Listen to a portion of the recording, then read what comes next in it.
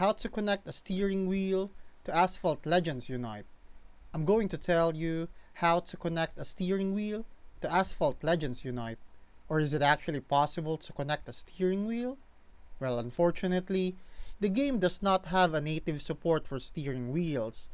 But if you're playing on PC, you can try using a third-party software like X360CE to make it work. X360CE emulates an Xbox controller, allowing your steering wheel to be recognized as a gamepad.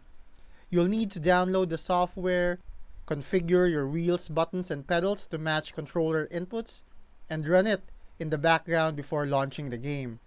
Keep in mind that the experience won't be perfect.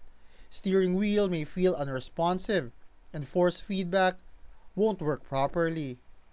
If you don't see improvements after tweaking the settings, using a controller might be the better alternative for smoother gameplay.